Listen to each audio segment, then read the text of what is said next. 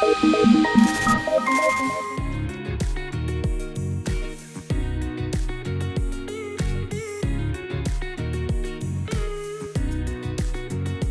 अब ready, start शुरू करें। चलो ठीक है। ये जो मेन पर्पस है इस किट का, इसका क्या है? To understand the earthquake. अब जो अर्थक्वेक है ये हमारे नेचर में ऐसा नेचुरल फिनोमेना है जो कि हमेशा आता रहता है। भूकंप हमेशा आता है, अर्थक्वेक हमेशा आता है। Every second there is a earthquake, every second. तो मेन है कि अर्थक्वेक जो है वो एवरी सेकेंड आते हैं। और लेकिन ये अर्थक्वेक आने का जो हमारा रीज़न है, मेन रीज़न इज क्या है? Sudden shaking of the earth. So very good. हाँ, अभी मैंने पूछा ही नहीं है क्यों आती है, मैंने तो पूछा ही नहीं, वाई तो आज बोला ही नहीं मैंने अभी तक।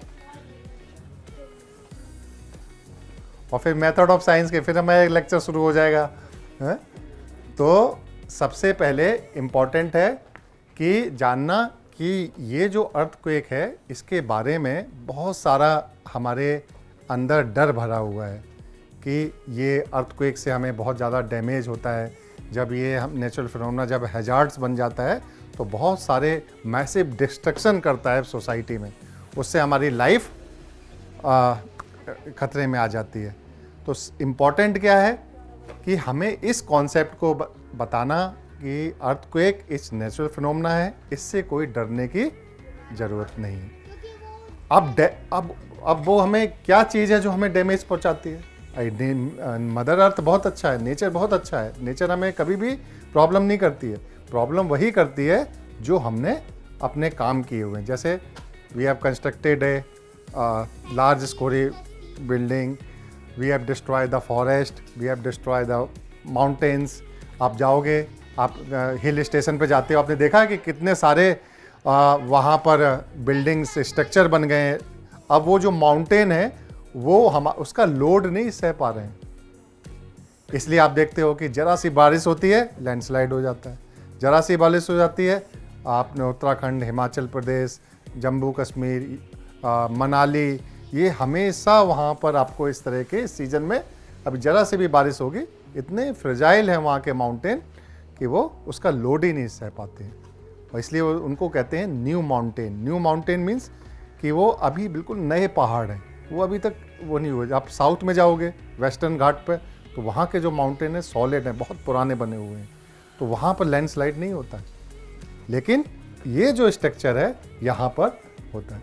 तो हमने क्या किया, जो हमने प्लानिंग की, बहुत सारे सिटीज़ बनाए, स्मार्ट सिटीज़ बनाए, उसमें हमने ध्यान नहीं रखा एनवायरनमेंट का, हम स्ट्रक्चर बनाते चले जा रहे हैं। अब क्या होता है, जब आपने वहाँ का देखा नहीं सॉइल कैसी है, वहाँ का देखा नहीं कि वाटर लेवल क्या है, वहाँ आपने अपनी बिल्डिंग कंस्ट्रक्ट करा ली। अब जरा सा भी अर्थक्वेक आया तो पता चला वो बिल्डिंग डैमेज हो गई, और उस बिल्डिंग से जो डैमेज हुई उससे हमको नुकसान हो गया। इसी तरह लैंडस्लाइड हुआ, वो सडन शेक हुआ माउंटेन, वहाँ से स्टोन गिरे और नीचे लोग इफेक्टेड हो गए। तो हमने कहीं भी जो अपना स्ट्रक्चर बनाया सिटी प्लानिंग का, उसमें इन सब चीज़ों का साइंटिफिक एटीट्यूड कहते हैं, साइंटिफिक नॉलेज का अप्लाई नहीं किया और हम बनाते चले गए। तो मेन पर्पज़ है इस अर्थक्वेक का कि आपको घबराने की कोई ज़रूरत नहीं है। ये नेचुरल फिनोमेना है, ये हमेशा आते हैं। हमें किस बात की ज़रूरत है कि हमारी जो प्लानिंग हो, जहाँ हम रहते हो, सिटी हो चाहे स्कूल्स हो, जहाँ भी हम रहें, वो हम इस तरह से देखें कि वहाँ पर हमारा घर बनाना या स्ट्रक्चर बनाना सेफ़ है या नहीं, ये आपको पता होना चाहिए। तो मेन पर्पज़ यही है कि उससे होने वाले जो हमारे नुकसान हैं उनको मिनिमाइज़ कैसे किया जा सके। तो बहुत सारे हमारी सोसाइटी में आज भी मिथ्स हैं अर्थक्वेक को लेके। बहुत सारे आप स्मॉल सिटीज़ में जाएंगे, वहाँ पर अभी भी लोग कहते हैं ये तो भगवान वो अर्थक्वेक जो भूमि जिसके नीचे शेषनाग पर धरती बैठी हुई है, और शेषनाग जब हिलता है तो अर्थक्वेक आता है। अभी अनसाइंटिफिक अभी भी रीजनिंग दी जाती है। कुछ कहते हैं देखो वहाँ पर नीचे जो है लड़ाई हो रही है शुक्र राहु और केतु के अंदर, और उसकी वजह से जब लड़ाई होती है तो अर्थ हिलती है, उसकी वजह से ये आते हैं। और यही नहीं, हमारी सोसाइटी में नहीं, इवन चाइना में भी, वहाँ भी बोलते हैं कि अर्थक्वेक आता है तो वहाँ ड्रैगन है, ड्रैगन हिलता है तो पूरे उसको हिला देता है। तो इस तरह से कई सारे मिथ्स भी हैं। तो हमारी सोसाइटी में इसको लेके बहुत सारे चीज़ें आज भी लोग डरते हैं इन सब चीज़ों से। तो उनको डर निकालने की ज़रूरत है कि आपको साइंस है, आपको उसको समझना चाहिए। तो ये सब चीज़ें हैं जो कि इस वजह से इस अर्थक्वेक से किट से आपको कोशिश की गई है कि आपको बताया जाए कि इसका साइंटिफिक फिनोमेना क्या है, उसके पीछे क्या साइंस है। और दूसरा, बहुत सारे एक अभी मैसेज आया कि 2 मिनट में अर्थक्वेक आने वाला है और आप लोग इस जगह आके अपना जितना पैसा आपके घर में है वहाँ जाके असेंबल हो जाइए, घर छोड़ दीजिए तुरंत। वो मैसेज वायरल हो गया, और वायरल हो गया, किसी ने ध्यान नहीं दिया कि अर्थक्वेक का प्रेडिक्शन तो हो ही नहीं सकता, और सब एक जगह पैसे लेके पहुँच गए किसी शहर में। वहाँ बैठे थे लोग छीनने वाले, उन्होंने कहा आ गए तो सबको उनके पैसे, और क्या। तो बहुत सारे ऐसे मैसेज आते हैं उसमें व्हाट्सएप पर कि अभी उस दिन 20 तारीख को पूरी धरती पे महाभूकंप आने वाला है, और जो लोग हैं इस दिन आप ये नहीं करें, धरती समाप्त हो जाएगी। और पता चला धरती समाप्त हो गई, तो कुछ लोगों ने वो समाप्ति हो गए, खुद ही हो गए समाप्त डर के मारे। तो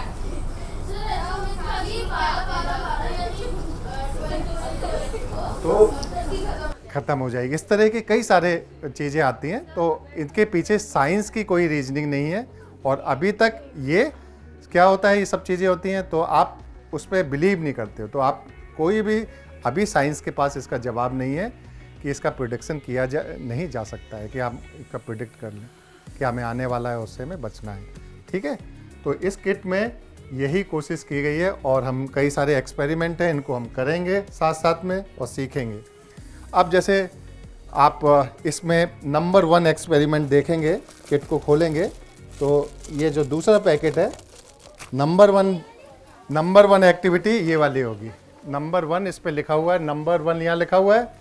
दूसरे पैकेट में देखो बेटा, दूसरे में, हाँ इस वाले, ये नंबर 1 है। हाँ, अब इसमें क्या दिया है, इसमें बताया गया है, हाँ इसमें ये एक्टिविटी खोलोगे तो देखो बाहर से क्या लग रहा है, अर्थ। अब इसको अंदर खोलोगे तो क्या दिख रहा है, इसमें अर्थ के ये पार्ट दिखाई दे रहे हैं। और ये पार्ट कौन कौन से हैं, देखो इधर, ये earth, upper mantle, lower mantle, outer core और इनर कोर, ये दिया है। अब यहाँ पर ये, इसमें आप ये देखो, इसमें स्ट्रक्चर देखो, तो इसमें नंबर 1 कोर कहाँ पर है, कोर कहाँ पर है, हाँ कोर। और नंबर 1 जो ब्लू पार्ट है वो टेक्टोनिक प्लेट है, ये क्रस्ट एरिया है, और इसका क्रॉस सेक्शनल पार्ट इसमें अर्थ का दिखा रहे हैं। हाँ, ब्लू पार्ट के ऊपर हैं।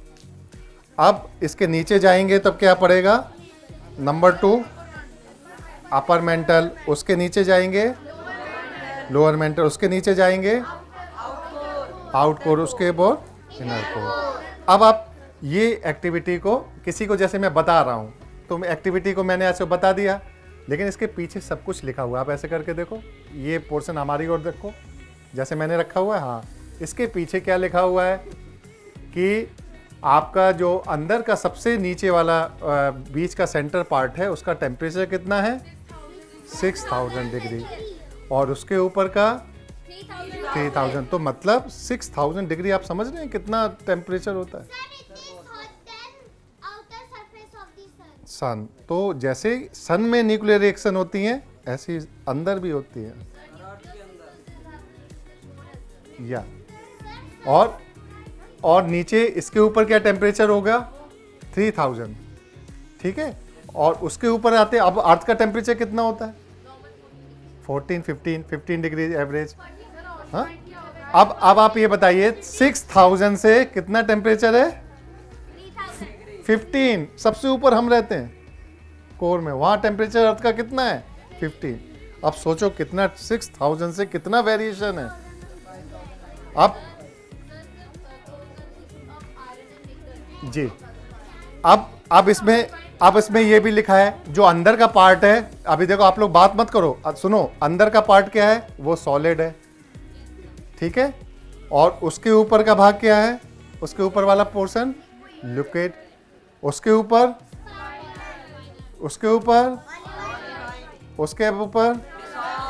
और उसके ऊपर ग्रेनाइट।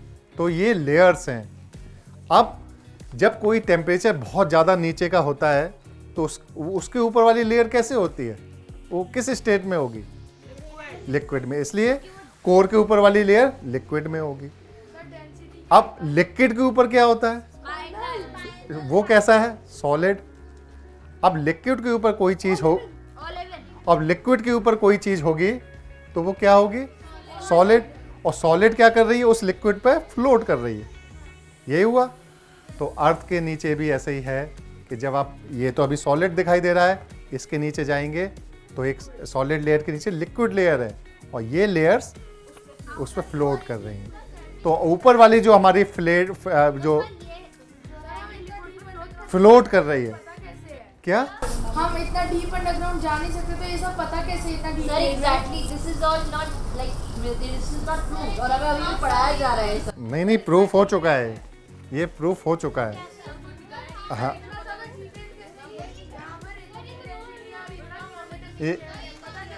ये अभी उसके बारे में बता रहे हैं, अर्थ के स्ट्रक्चर के बारे में बताते हैं। पहले ये सुनो इसको, फिर क्या होता है। अब हम क्वेश्चन के आंसर जो है ना सबसे लास्ट में लेंगे, ठीक है, जिससे क्या होगा हम उसके जवाब भी दे पाएंगे। इसके पहले क्या होगा, अर्थक्वेक के बारे में तो इस्टेब्लिश करते हैं। तो अब क्या हुआ, अब आपकी ऊपर वाली लेयर कैसी है? लिक्विड है, वाटर नहीं है।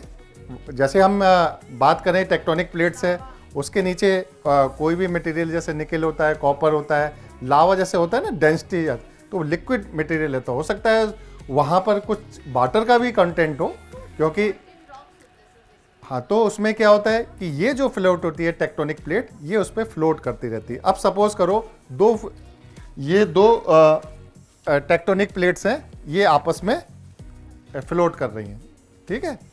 ऊपर वाली सॉलिड है, नीचे लिक्विड है और फिर सॉलिड, तो ये फ्लोट कर रही हैं। अब ये जब फ्लोट करेंगी, हाँ बिल्कुल, धीरे धीरे धीरे। ओलेवाइन एक मटेरियल ही होता है।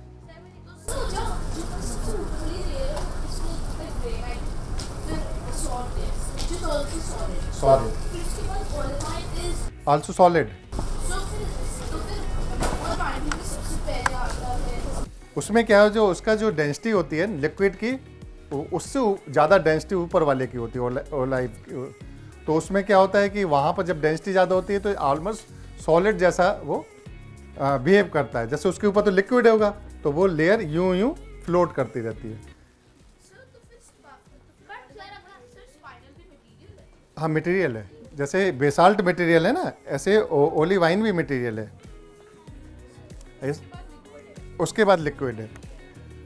तो अब ये क्या होता है कि जब ये आपस में फ्लोट कर रही हैं तो क्या होगा, इनकी पॉसिबिलिटी होती है कि ये इनके उसमें आके कहीं ना कहीं ये टकरा जाए।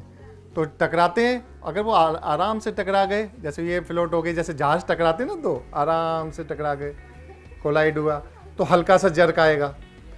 और अगर ये कोलिजन बहुत बड़ा हुआ, इम्पैक्ट ज़्यादा है, तो ज़्यादा सेक होगा। और बहुत ज़्यादा सेक हुआ तो ये हो सकता है कि ये टेक्टोनिक प्लेट्स इसके ऊपर आ जाए, ये बहुत ज़्यादा इम्पैक्ट हुआ। अब ये हो सकता है कि ये वाली प्लेट नीचे हो जाए, ये ऊपर हो जाए। तो ये 4-5 तरह की पॉसिबिलिटी बन जाती हैं, जिससे की तरह हमारा उसमें फॉल्ट क्रिएट हो जाते हैं टेक्टोनिक प्लेट्स के मूवमेंट में। अब जब हमारा शुरू में जब हमारा अर्थ का फॉर्मेशन हुआ तो कहा जाता है कि ये प्लेट एक ही थी केवल, हाँ। अब उसके फिर वो डिवाइड होते करके आज 7 उसमें जोन्स में गिरी होगी। तो 7 Even predicted that in future around 23 million. या ये नेचुरल फिनोमेना, इसके फ्रेगमेंट होते रहेंगे, कई सारे फ्रेगमेंट हुए और आप हाँ कुछ अभी जो हाँ तो वही मूवमेंट का जो मैं बता रहा हूँ वो उसी तरह हमारे अर्थ पे ये सभी कुछ बने हुए हैं। अब सुनो, आप बात सुनो, फिर आगे हम बात करेंगे, ठीक है। तो ये समझ में आ गया कि अर्थक्वेक क्यों आते हैं। अब दूसरा जो मेन है कि जो अर्थक्वेक है वो हम आप लोगों ने पहले ही बता दिया कि sudden movement of the portion of earth crust due to the natural cause which produces shaking और trembling of the ground for the period of few seconds to few minutes is called earthquake. अब main important है कि earthquake जब आता है तो हम कहते हैं ना, आपने न्यूज़ में सुना होगा कि इसका सेकंड एक्टिविटी देखो, सेकंड एक्टिविटी, तो इसका एपी सेंटर कहाँ पर है। बोलते हैं ना कि तुरंत फ्लैश होती है न्यूज़ टेलीविज़न में कि दिल्ली में भूकंप के झटके और इसका एपी सेंटर जम्मू कश्मीर हुआ। तो अब सेकंड एक्टिविटी में आपको क्या करना है, ये घर जाके आप लोग करना, इसको समझ लो कि ये इसका कॉन्सेप्ट क्या होता है। अब जैसे एपी सेंटर का कैसे पता लगेगा, कहाँ फॉल्ट क्रिएट हुआ, तो हाँ सेकंड एक्टिविटी, तो क्या होता है कि जल्दी एपी सेंटर ज़मीन के कुछ किलोमीटर नीचे क्रिएट होता है और वहाँ से एनर्जी जाके सरफेस पे आती है और सरफेस से फिर वो ट्रैवल होती है। एपिसेंटर, हाँ एपिसेंटर में अगर दिल्ली एपिसेंटर हो गया तो यहाँ पूरा डैमेज कर देगा।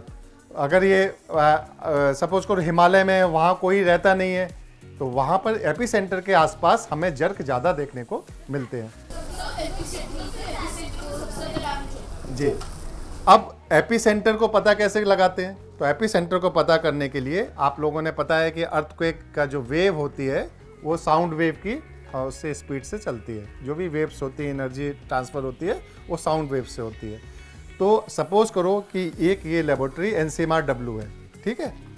अब हमें ये पता लग गया कि यहाँ पर हमारा सेंसर लगा हुआ है कि कितने मूवमेंट उसमें हुआ।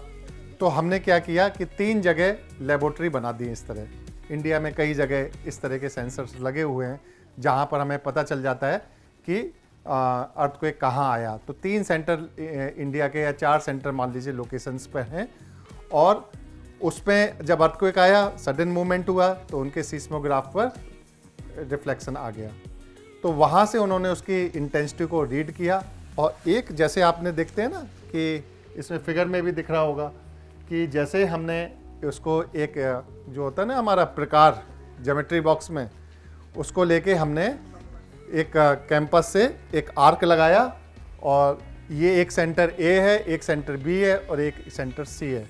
तो यहाँ से पता लगा कि कितनी दूर पे आया, तो हमने उसका एक रेडियस लेके एक आर्क लगाया, और इधर से जो पता लगा बी सेंटर से इसका आर्क लिखा, और इधर से पता लगा तीसरे सेंटर से, तो ये आर्क लगाया। ये तीनों आर्क जहाँ कट करेंगे वही एपी सेंटर होगा, क्योंकि हो सकता है कि ये डिस्टेंस हमारी इस पोजीशन की डिस्टेंस यहाँ से 100 किलोमीटर हो, एक स्टेशन की 200 हो, एक की यहाँ 500 है, तो ये इतनी डिस्टेंस पे आर्क लगेगा, उसमें उसकी इंटेंसिटी कम होगी क्योंकि 500 किलोमीटर ट्रेवल करके वेव आ रही है, यहाँ पर 200 किलोमीटर दूर आ रही है, यहाँ पर 100 किलोमीटर आ रही है। तो जैसे इसका हमने आर्क लगाया तो ये एपी सेंटर हमको यहाँ पर पता लग जाता है, ठीक है। और एपी सेंटर के ऊपर जो सरफेस पे पार्ट होता है उसको फोकस बोलते हैं। सपोज 3 किलोमीटर दूर ज़मीन के नीचे आया, उसके ऊपर का पॉइंट जो होगा वर्टिकल, उसको हम फोकस बोलते हैं। तो इस तरह हम लेबोरेटरी में पता कर लेते हैं। और इस सीट पे ये भी लिखा हुआ है कि इसकी जो इंटेंसिटी होती है वो 10 की स्केल पर, मरकरी स्केल पर 10 की उस पर इसको मेज़र करते हैं। अगर आपका अगर उसकी रीडिंग 3 से 3.9 के बीच में आती है तो हम कहते हैं कि ये अर्थक्वेक बहुत माइनर है। अगर ये 4 से 4 पॉइंट के बीच में आती है रीडिंग तो हम कहते हैं लाइट है। 5 से 5 पॉइंट नीच की मॉडरेट, स्ट्रॉन्ग 6 से 6 पॉइंट स्ट्रॉन्ग, मेजर 7 से 7.9, और 8 से ऊपर होगा तो ये ग्रेट अर्थक्वेक। तो इस तरह ये अर्थक्वेक का रीडिंग हम मर्करी स्केल पर करते हैं 0 से 10 के स्केल पर, ठीक, ओके। अब जो इंडिया में जो अर्थक्वेक आया था जो गुजरात में, वो हमारा इस कच्छ में जो हुआ था, तो कुछ ने काफ़ी डैमेज किया था। इधर देखो, जो 3 का मैग्नीट्यूड का जो अर्थक्वेक आता है, उनका नंबर्स कितना होता है? एक साल में 1 लाख अर्थक्वेक आते हैं अर्थ में, जिनका 1 लाख अर्थक्वेक। और ये 4 के 15,000, 6 के 3,000, 7 के 20, 8 के 2। तो इस तरह ये जो अर्थक्वेक अर्थ पे देखने को मिले और उनको हमने नंबर काउंट किया, तो ये उसका इस तरह से रिजल्ट आता है। अर्थक्वेक कितनी दूर से आ रहा है? आर्क, जैसे सपोज को यहाँ हमने एक अपना सीस्मोग्राफ रखा हुआ है, तो सीस्मोग्राफ आप ये रखा हुआ है, लेकिन उसने देखा कि सडन अर्थ का मूवमेंट हुआ, तो क्या होगा? सीस्मोग्राफ पर वेव पता लग जाएगी। अगर दूर हुआ तो उसकी इंटेंसिटी वहाँ कम होगी, अगर लेबोरेटरी के अंदर, और जो लेबोरेटरी पास में होगी वहाँ क्या होगा? जल्दी पता लग जाएगा और उसका जो ग्राफ होगा वो बड़ा बनेगा, क्योंकि वहाँ ज़्यादा मूवमेंट हुआ। थर्ड लेबोरेटरी में हो सकता है उसमें इन बिटवीन पता लगा उसको। तो साउंड वेव कैसे ट्रेवल करती है? 340 मीटर पर सेकंड। तो 1 सेकंड में कितने किलोमीटर चली? 340 मीटर। तो उससे हमें पता लग गया कि कितने दूर जाके यहाँ तक आने में उसको कितना समय लगा। तो वहाँ से लगा कि हम उसका आर्क लगा के वो हम पता कर लेते हैं कि उसकी इंटेंसिटी एक्चुअल है कहाँ से जनरेट हुआ। सभी नहीं, जहाँ पर लेबोरेटरीज होती हैं, जैसे IMD यहाँ पर लगा हुआ है, एक कश्मीर में लगा हुआ है, अभी आएगा सिस्मोग्राफ, इसमें हम बताएंगे कैसे बनता है, ठीक है। हाँ, अब नेक्स्ट जो एक्टिविटी है, एक्टिविटी नंबर 3। इस नंबर 3 में क्या है? इसमें ये दिखाया गया है कि magnitude of an earthquake and its impact. अब देखो कि अगर आपको न्यूज़ फ्लैश होती है कि आपका मैग्नीट्यूड 3 कितना है, ये 3 से 1 से 1.3 है, तो मीन्स इसका इम्पैक्ट क्या होगा? बहुत कम होगा। तो आपको देख रहे हो इसमें हाउस में क्या हुआ कि इसकी जो वॉल है इसमें मूवमेंट हुआ, और 3 से 3.9 के बीच में क्या हुआ? इसमें मूवमेंट कहाँ पहुंचा? रूफ पे।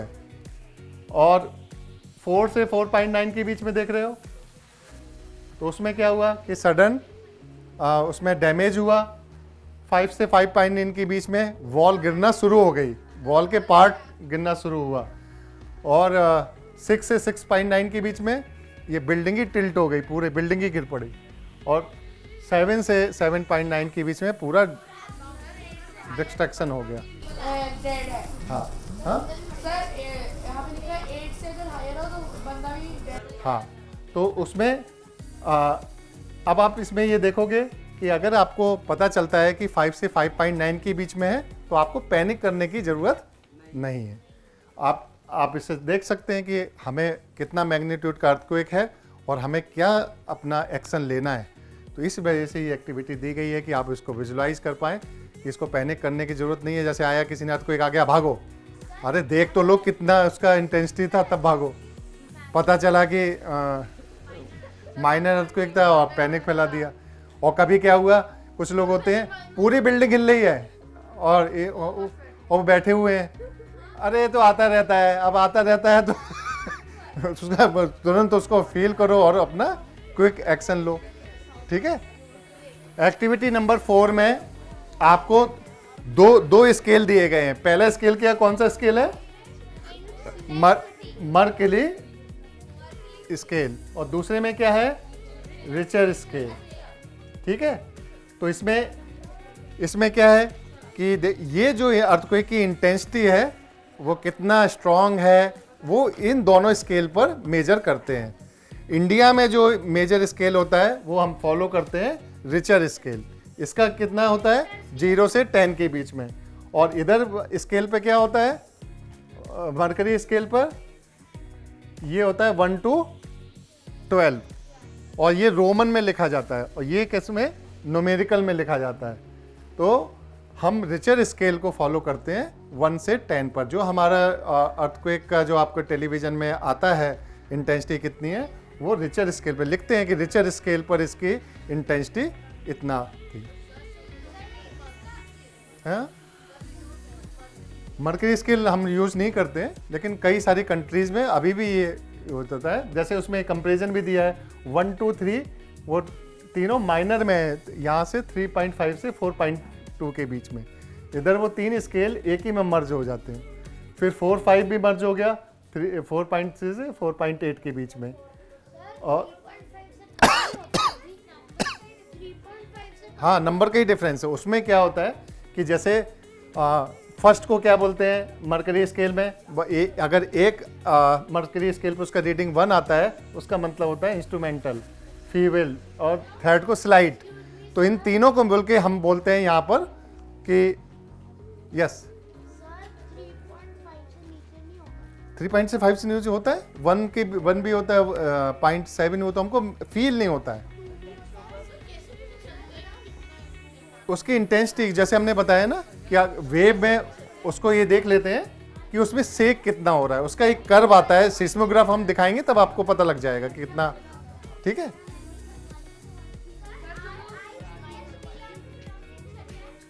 कहां पर लिखा हुआ है रिचर स्केल, रिचर स्केल। और हिंदी में हमारे जो चैनल लिखते हैं बोलते हैं रिक्टर स्केल। 5 6 7 8 जो ये है फिलिप बुक है, इसमें मैंने आपको बताया था कि जब अर्थक्वेक आता है और टेक्टोनिक प्लेट्स आपस में कोलाइड करती हैं तो फॉल्ट क्रिएट होते हैं। ये फॉल्ट 4 तरह से क्रिएट होते हैं। कैसे, ये देखिए, एक प्लेट ही है, एक ये प्लेट है, आपस में टकराई, और इसकी अगर जो आप टकराने के बाद पोजीशन कैसी हो गई, यूँ हो गई। तो इसको क्या बोलते हैं, फर्स्ट कौन सा है, नॉर्मल फॉल्ट। और नीचे अगर प्लेट चली जाती है तो रिवर्स फॉल्ट, साइड में हो गया तो स्ट्राइक्स, इधर आ गया तो थ्रस्ट फॉल्ट। तो ये जब अब आप अरे हाँ, अब क्या हुआ, अब सपोज करो आपस में टेक्टोनिक प्लेट्स कोलाइड किया बेटा, अब क्या हुआ, इसकी पोजीशन यूं हो गई, तो एनर्जी कहां से रिलीज होगी, इन बिटवीन से। तो नीचे बीचे की एनर्जी कहां जाएगी, ऊपर की हो जाएगी, और वो ट्रेवल करके वेव फॉर्म में आगे सरफेस पे ट्रांसमिट हो गई। अब देखो, अब इसका मूवमेंट कैसे होता है, जैसे मैंने बताया कि अब इसको आप जब फिलिप बुक से यूं देखेंगे तो आपको मूव करते हुए दिखाएगी कि एक प्लेट दूसरे के ऊपर कैसे ऊपर जा रही है। हाँ, जा रही है, तो इसको फॉल्ट बोलते हैं। और इसका नेक्स्ट जो एक्टिविटी है, इसमें आप मॉडल भी बना सकते हो। ये मॉडल बनाने के लिए है ये activity 9A 9B 9C 9D। तो इसको आप क्या करना, देखो जहां पर ये सीजर दिखाई दे रहा है ना, सीजर, यहां जहां जहां सीजर है इसको कट करना, और कट करने के बाद पेस्ट करना। तो पेस्ट करने के बाद आपको ये ब्लॉक इस तरह दिखाई देगा। इसमें क्या हो रहा है, ये प्लेट नीचे आ गई, ये ऊपर आ गई, और इधर से बीच में एनर्जी निकलेगी। तो ये टेक्टोनिक प्लेट्स के जो फॉल्ट होते हैं, सपोज आपको स्कूल में मॉडल बनाने को दिया गया, प्रोजेक्ट बनाने को दिया, आप ये बना के बता भी सकते हैं। देखिए, हमने जो अर्थक्वेक में फॉल्ट क्रिएट होते हैं उनके मॉडल्स बनाए हैं, तो आपका एक स्ट्रक्चर बन जाएगा और आप उसको वहाँ पर एक्सप्लेन भी कर सकते हो। यस, तो ये ये देख रहे हैं 4 तरह के फॉल्ट जो है वो हो गए। अब नेक्स्ट है एक्टिविटी नंबर 10। अब ये जो आप कर रहे थे ना घंटों से,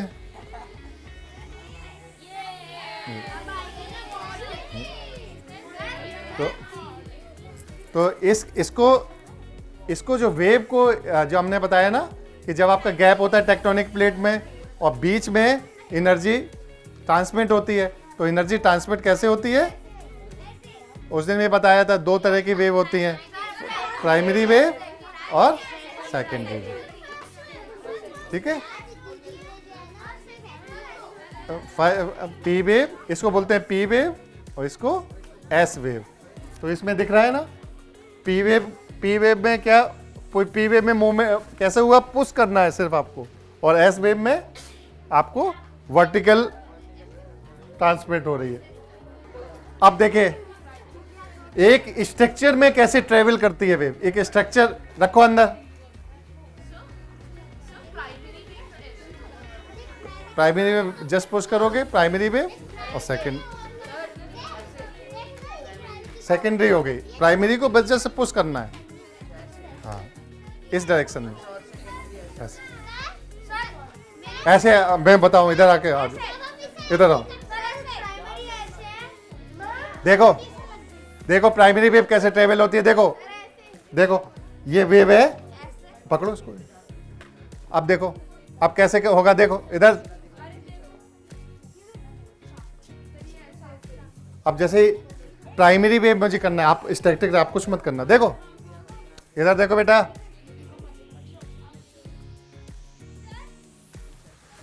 अब देखो प्राइमरी वेव करना है तो हमें कैसे करेंगे,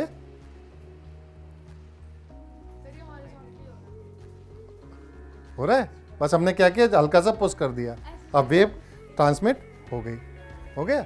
और सेकेंडरी वेव को क्या करना है, देखो वेव कैसे करेंगे, देखो बस हमने ऊपर की ओर छोड़ दिया,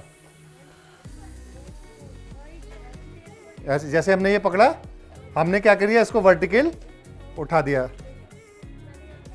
और इधर प्राइमरी वेव को करने के लिए जस्ट बस ऐसे पुश कर दिया, ठीक है।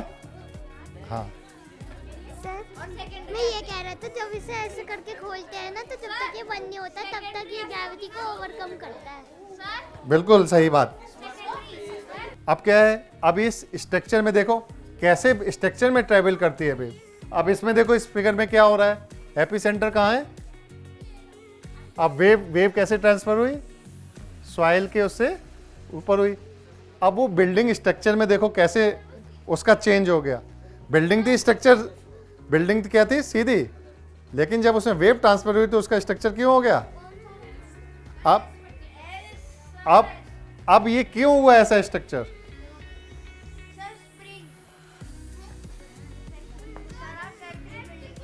स्प्रिंग तो होता है। सपोज करो ये स्ट्रक्चर है, इसमें अर्थक्वेक आया, उसकी इंटेंसिटी बहुत ज़्यादा थी, उसमें कैसे डिफॉर्मेशन क्रिएट हो गया।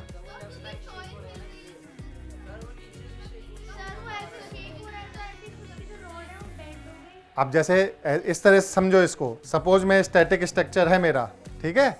अब वेव आई तो क्या हुआ, पैर हिला, मेरा पैर हिलेगा, कुछ होगा। ऊपर का पोर्शन मेरा कैसा है, सीधा, तो उसको फिजिक्स में बोलते हैं इनर्शिया।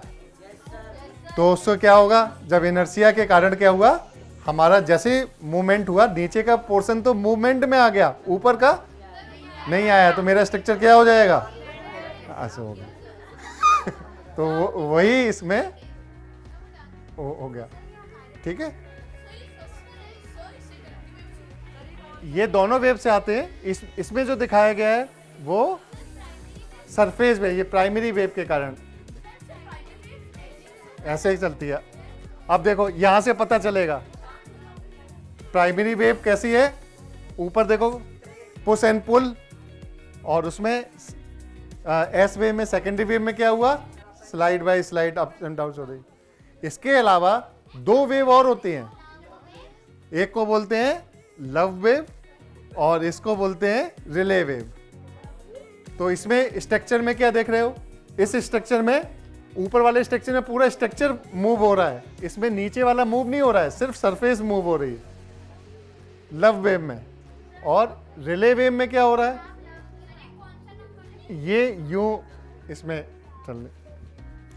तो ये आपको इस किट में नहीं होगा, लेकिन मैं आपको एडिशनल इंफॉर्मेशन इसको देने की कोशिश की है। और नेक्स्ट एक्टिविटी है फ्रिक्वेंटली आस्क्ड क्वेश्चन। ये कौन सी है, 11। इसमें जो भी हमने अभी तक आपको बताया है वो सब इसमें लिखा हुआ है कि अर्थक्वेक क्या है, कैसे आते हैं, इंटेंसिटी क्या होती है, और ये सब इसमें दिया हुआ है। अब नेक्स्ट एक्सपेरिमेंट और देखते हैं, एक्सपेरिमेंट नंबर 12। इसमें क्या करना है,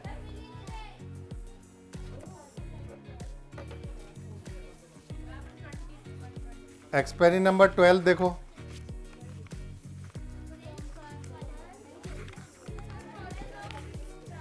इसमें क्या करना है, एक आपको इसमें स्टैंड दिया गया होगा इस एक्टिविटी को करने के लिए है, और ये और एक फनल भी दिया हुआ है। ठीक है, इस एक्सपेरिमेंट को करने के लिए क्या है, ये सीस्मोग्राफ का मॉडल है। अब इसमें क्या करेंगे, ये आपने स्टैंड को इस तरह लगाना है, इसमें एक छेद होगा इसमें कोन में, इसमें क्या करके एक धागे से बांध के इसके स्टैंड पर लगाना है। धागा भी दिया है तो धागा इसमें लगा लेना, कोई बात नहीं, घर से ले लेना धागा। ठीक है, और हाँ, इसके अंदर इसको जैसे पिक्चर में दिख रहा है ना, इस फनल को ऐसे इसमें हैंग कर देना है। हाँ, ले लेना, इसमें ले लेना फनल को, इसमें ऐसे देखो लगा, जैसे पिक्चर में देख रहे हो, और लगा देना। और कोई बात नहीं, बैठो अभी।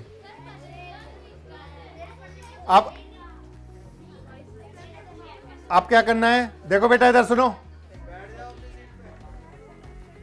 अब इसमें क्या करेंगे, जब ये फनल को इसके अंदर सैंड भरना है, जब आप इसको सैंड भर देंगे, ठीक है, और सैंड भर के नीचे एक रखना वाइट पेपर इधर, और इसको यहाँ पर इस तरह हैंग कर देना, और इसमें सैंड भर देना, और सैंड भरने के बाद इसको जरा सा पुश करना, तो क्या करेगा, ये ऑसिलेट करना स्टार्ट करेगा।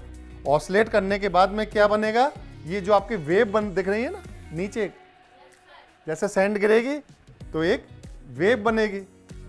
और जी हाँ, वो भी कर सकते हैं, लेकिन इसमें जो आपको मूवमेंट करेंगे तो उसमें पेन की जो रिफिल आएगी, वो होता है ना हमारी लेबोरेटरीज में, वहाँ पेन का ही यूज होता है। और यहाँ हमने सैंड को इसलिए रखा है कि आप जरा सा भी मूवमेंट करेंगे तो आपको ग्राफ कैसे बनता है वो ईजिली बन के दिखाया जा सकता है।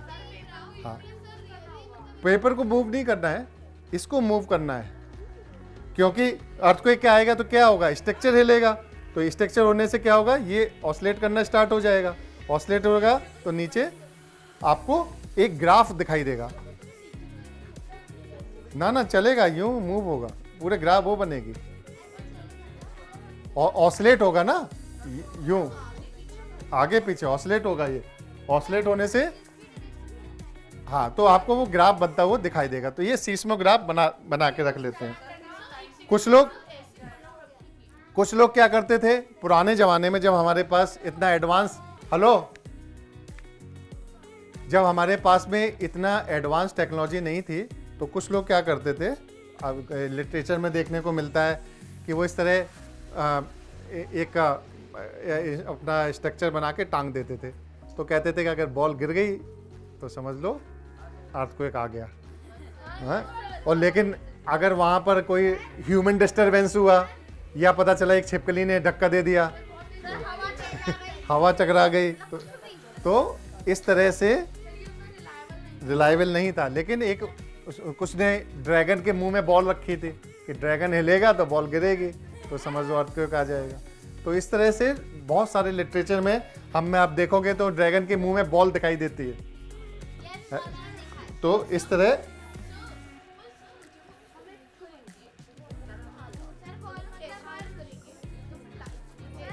लाइन से ऐसी बनेगी, ये ग्राफ बनेगा बेटा, ऐसे कर्व बनेगा।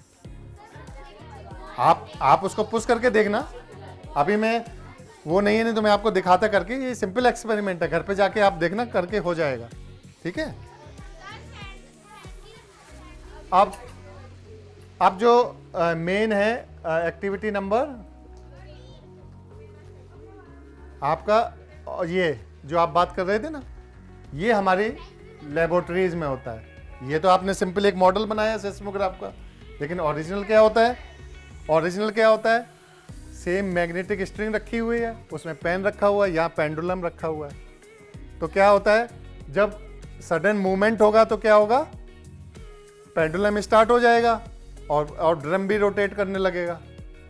रोटेट करेगा तो उसमें क्या होगा, आपका ग्राफ बन जाएगा। हाँ, तो ये जो आप लिखा ना चार्ट पेपर, इसी तरह हम इसको अर्थक्वेक को लेबोरेटरी में साइंटिस्ट जो है और मेजर करते हैं और ग्राफ को रीड करके उसकी इंटेंसिटी को बता देते हैं। कौन सा? हमने तो आपको सिंपल एक सिस्मोग्राफ बताया है कि उसमें ग्राफ कैसे बनता है। तो जो ग्राफ इसमें ऐसा बन रहा है वो उसमें भी, उसमें मुड़ नहीं रहा, उसमें तो एक इसमें तो आपको बताने की कोशिश की है ग्राफ कैसे बनता है। वो आपका कोई एक्यूरेट नहीं है कि आपको वहां से रीडिंग मिलेगा, वो तो एक कॉन्सेप्ट के लिए है ग्राफ कैसे बन रहा है।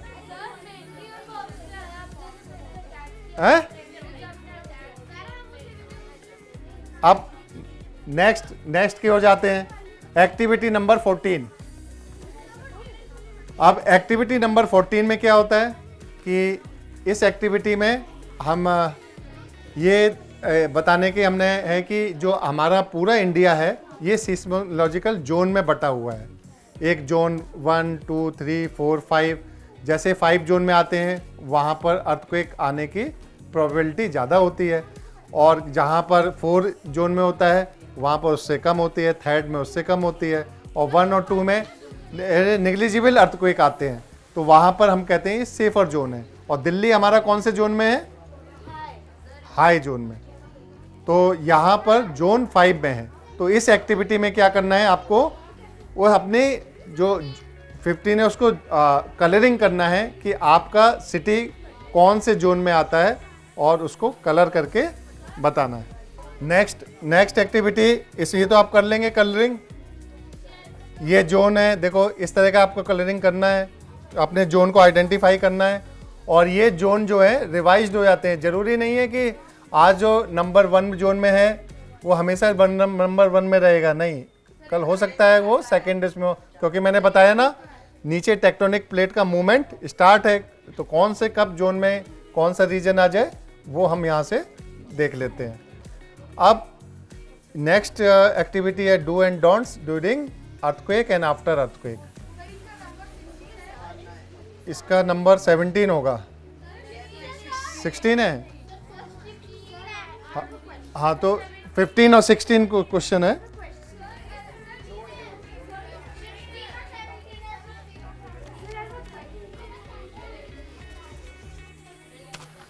तो इस एक्टिविटी में क्या करना है 16 और 17 में, इसमें आपको रीड करना है डू एंड डोंट्स। हाँ अब देखो, अब अर्थक्वेक आ गया, सिंपल सुनो, अब बहुत इंपॉर्टेंट बात सुन लो। अब जैसे आप लोग घर में बैठे हो या यहां पर बैठे हो, अर्थक्वेक आ गया तो क्या करोगे सबसे पहले? हाँ, सबसे पहली बात होगी कि जितनी जल्दी हो सके इस प्रेमाइसिस से छोड़ना है, ठीक है, बाहर निकलना है, ओपन स्पेस में जाना है। अगर आप नहीं जा सकते हो तो क्या करना है? हाँ, दूसरा पॉइंट ये है कि आप कोई भी पिलर के नीचे खड़े हो जाओ। पिलर जानते हो आप, एक बीम होती है रूम में, तो उसके नीचे आप वहाँ पर खड़े हो सकते हो अगर आप जाने का मौका नहीं मिल रहा है। तीसरा, आपके पास बीम भी नहीं है, तब क्या करोगे? हाँ, टेबल के नीचे आप आपको अपना हेड और इंजरी को बचाना है, ठीक है। फोर्थ कहाँ? कोने में जरूरी नहीं है बेटा, वहां पर हमें बीम देखना है। आज पिलर जो होता है ना वो दिखता है वो, हाँ। आप फोर्थ पॉइंट अपने सिर बचा लिया। अब क्या करना है, हो सकता है कि आपके और पोर्शन घर का उसमें इफेक्ट हो जाए, तो आपको गैस और इलेक्ट्रिसिटी जो है उसको स्विच ऑफ करना है और आपको बचना है। अब क्या होता है, अब आफ्टर अर्थक्वेक क्या आएंगे? तो आफ्टर अर्थक्वेक क्या होते हैं कि जब कोई भी अर्थक्वेक आता है उसके बाद आफ्टर शॉक्स होते हैं। होता क्या आफ्टर शॉक्स? देखो, हमने क्या बताया था कि वाटर के ऊपर या लिक्विड के ऊपर हमारी टेक्टोनिक प्लेट्स मूव करती हैं। जब हमने इस प्लेट को जब आपस में टकराई तो ये इस तरह की एक सिचुएशन बन गई। अब क्या होगा? नीचे क्या है? लिक्विड। तो आपने क्या होगा, एक मग देखा है पानी में, जब आपको मग को नीचे डालोगे तो क्या होता है? लिक्विड के ऊपर जैसे आप छोड़ोगे तो क्या होगा? मग कहाँ जाएगा? ऊपर की ओर आएगा। इसी तरह क्या होता है, नीचे लिक्विड है और ये इस पर प्रेशर डाल रही है प्लेट लिक्विड पर, तो लिक्विड क्या करेगा, ऊपर की ओर फोर्स लगाएगा। उस फोर्स को क्या बोलते हैं, बायंसी फोर्स। उससे क्या होगा, ये जो नीचे वाली सरफेस है अपने ऊपर जो ओरिजिनल पोजीशन है उस पर आने की कोशिश करेगी। तो जब नीचे से ऊपर आएगी तो भी तो हिल रही है ये, तब भी अर्थक्वेक आएंगे, लेकिन उनकी इंटेंसिटी कम होगी। तो हर एक अर्थक्वेक के बाद में क्या होता है, जो भी डिफॉर्मेशन आया उसको नेचर अपने आप को ठीक करता है। उसने देखो फिर आने की कोशिश की, जब अपनी ओरिजिनल पोजीशन पे आएगी तो वहाँ पर अर्थक्वेक आएंगे। इसलिए कहते हैं हर एक अर्थक्वेक के बाद आफ्टर शॉक्स आते हैं, तो वो शॉक्स इसीलिए होते हैं। तो हमें क्या करना है कि जब हम बाहर जाते हैं, वेट कर रहे हैं, तो एकदम आपको घर के अंदर नहीं आना है, आपको वेट करना है बाहर कि आफ्टर शॉक्स आ सकते हैं। और जब आपको लगे कि अब थोड़ी स्थिति ठीक है, तब अब ये नेपाल में अर्थक्वेक आया था तो वहाँ पर 3 मंथ्स तक आफ्टर शॉक्स आए थे, 3 मंथ्स तक। तो लेकिन उनकी इंटेंसिटी इतनी ज़्यादा नहीं थी, लेकिन बताया ना आफ्टर शॉक्स मैंने शॉक्स आए, ये हो गया। अब क्या हुआ, नीचे वाली जो लेयर है वो ओरिजिनल पोजीशन पे आने की कोशिश करेगी, तो जब ये मूवमेंट होगा तब भी ये अर्थक्वेक आएंगे। इसको हम आफ्टर शॉक्स भैया। हाँ, अब नेक्स्ट क्या है, एक्सपेरिमेंट। नेक्स्ट एक्सपेरिमेंट करते हैं। ये टिपिकल सीस्मोग्राफ है। देखो इसमें ये लातूर में 93 में जो अर्थक्वेक आया था उसका रियल पिक्चर है, जो लेबोरेटरी से इसको निकाला गया है, जो आपकी किट में भी दिया है। तो इसमें आप देख रहे हैं कि पी वेव और एस वेव, इसमें आपको पता चल जाएगा कि हॉरिजेंटल में जा रहे हैं, वर्टिकल में जा रहे हैं। यहाँ पर बीच में देखा आपने, ये वर्टिकल में ज़्यादा है तो एस वेव है, यहाँ पर ट्रांसफ़र पी की तरह हो रहा है, तो पी वेव और एस वेव इस तरह से ट्रेवल इसमें होते हुए दिखाई दे रही है। नेक्स्ट आपकी एक्टिविटी नंबर 19, इसमें क्या करना है, ये जो आप सीजर हैं इनसे आपको कट करना है, इस पोर्शन को कट करके और इसको बॉल पे, जो आपको बॉल दी है उस पर पेस्ट कर देना है। जो बॉल है ना उस पर पेस्ट कर देना है, तो आपका क्या बन जाएगा, ग्लोब बन जाएगा। उस ग्लोब से क्या दिखाई देगा, उस ग्लोब से आप पता कर सकते हैं कि इंडिया में जो अर्थक्वेक आते हैं वो किस वजह से आते हैं। तो इसमें 7 जोन जो टेक्टोनिक प्लेट के जो हैं वो आप इसमें देख सकते हैं। इसमें दिखा नहीं, यूं जब हो रहा है तो पी वेव, और यूं जब वर्टिकल बढ़ गया तो एस वेव। देखो क्लियर। नेक्स्ट देखो, नेक्स्ट एक्टिविटी, ये इनर्शिया के कारण देखो बिल्डिंग का स्ट्रक्चर कैसे हुआ।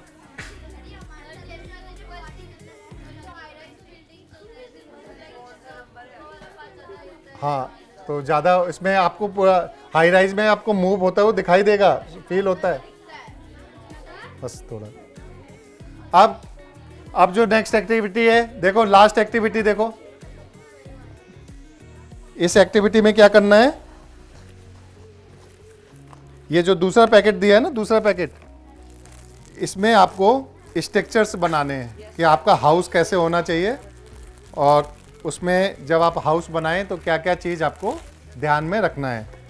ओके, हाँ, तो इसमें बहुत सारी एक्टिविटी इसमें दिए गए हैं। इसको आपको घर पे क्या करना है कि जैसे ये हाउस का स्ट्रक्चर है, देखो ये पेपर फोल्डिंग से दिया है, ये आपका हाउस का स्ट्रक्चर बन गया।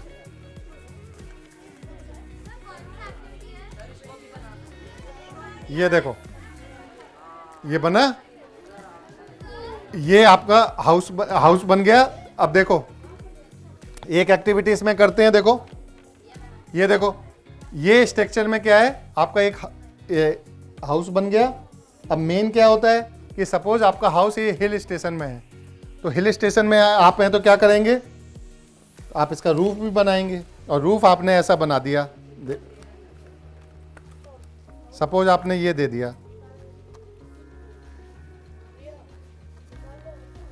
और अर्थक्वेक आया और ऊपर से कोई स्टोन, हैवी स्टोन आके आपके इस पे गिर गया, तो क्या हुआ, कुछ नहीं हुआ ना। हाँ,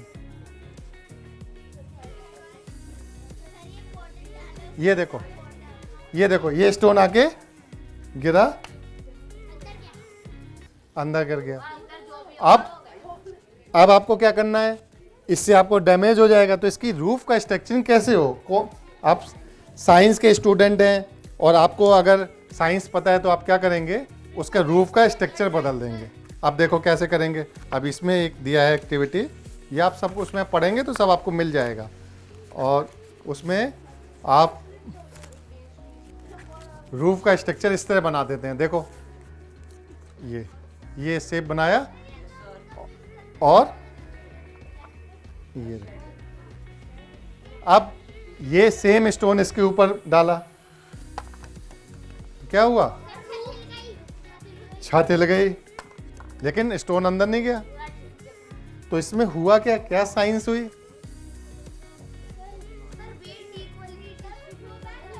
हाँ, वेरी गुड।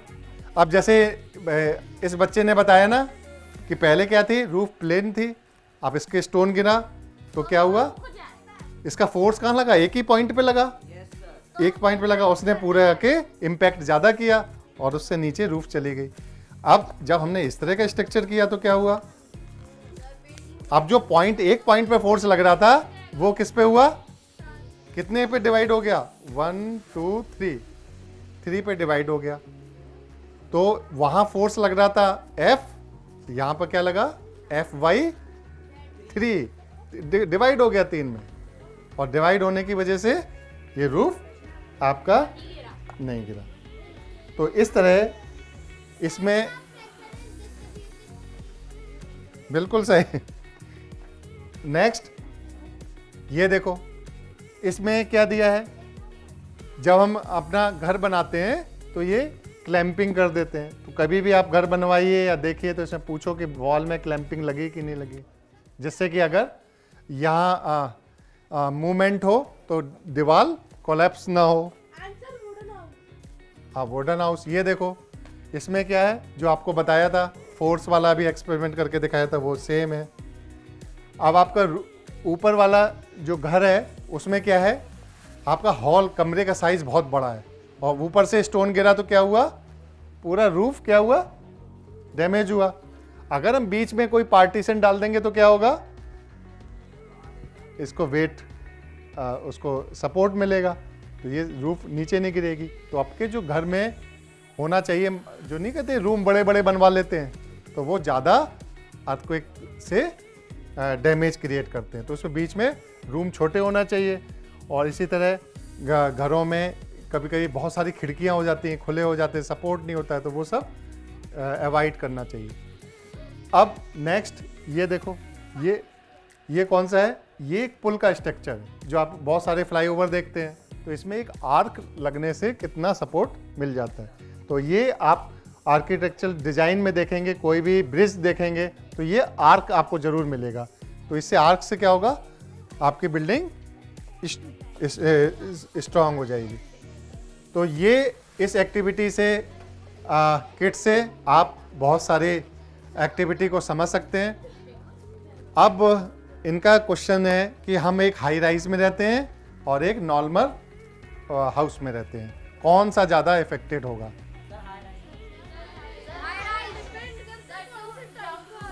हाँ, देखो इस बच्चे ने अच्छा बोला कि आप, हाँ, अब इसमें इन्होंने क्या कहना है कि डिपेंड करेगा कि कौन से टाइप का अर्थक्वेक आया। अब मेन समझने की बात है, अपना एक थोड़ी सी अंडरस्टैंडिंग लगाओ कि जब हम उसमें, हमारा घर जो है अपार्टमेंट नहीं है, सिंपल एक फ्लोर है और उसका एरिया काफ़ी बड़ा है, तो जब वहाँ पर प्राइमरी वेव आएगी तो क्या होगा, पूरा बिल्डिंग हिलेगा, क्योंकि एरिया ज़्यादा है, ज़्यादा इफेक्टेड होगा, तो वो डैमेज हो सकता है। अब वही पी वेव अपार्टमेंट में आती है। तो अपार्टमेंट में क्या होता है कि हम पिलर बीच में, उसमें तो पिलर होते नहीं है बीच में। अपार्टमेंट में क्या होता है, नीचे देखा ना ग्राउंड पार्किंग में क्या होते हैं, बहुत सारे पिलर्स होते हैं, तो एरिया जो होता है रिड्यूस हो जाता है 2 पिलर के बीच में। अब जब जैसे जैसे एनर्जी पी वेव आई तो उसने मूवमेंट किया और जो भी एक्स्ट्रा वेव हुई वो उसमें पिलर के बीच में ट्रांसफ़र हो गई एनर्जी, और फिर वो आगे ट्रेवल हुई, इस तरह से पास हो जाती है। अब पी वेव जब आ रही है और कम इंटेंसिटी की है, कम इंटेंसिटी की है, तो क्या होगा, बड़ा वाला जो आपका घर जो होगा वो सेफ है, मतलब कम इंटेंसिटी में ही होगा। और अगर वो पी वेव आई तो वो क्या होगी, वो ऊपर की ओर ट्रांसफर होगी, तो हिलेगी बिल्डिंग। तो उसमें क्या करते हैं, हाई राइज बिल्डिंग में उसको रोकने के लिए अर्थक्वेक रेजिस्टेंस बिल्डिंग बनाते हैं, तो उसमें स्प्रिंग लगा देते हैं। तो जैसे स्प्रिंग होती है तो वो मूव होती रहती है बिल्डिंग। तो पी वेव कम इंटेंसिटी की है तब तो सेफ है। अब पी वेव अगर हायर इंटेंसिटी की आ गई हाई राइज वाला पे तो हाई राइज वाले में तो बहुत उसको डैमेज होगा, और उसमें क्या बोलते हैं, बट सेकेंडरी वाले में जो बड़ा होगा उसको ज़्यादा होगा।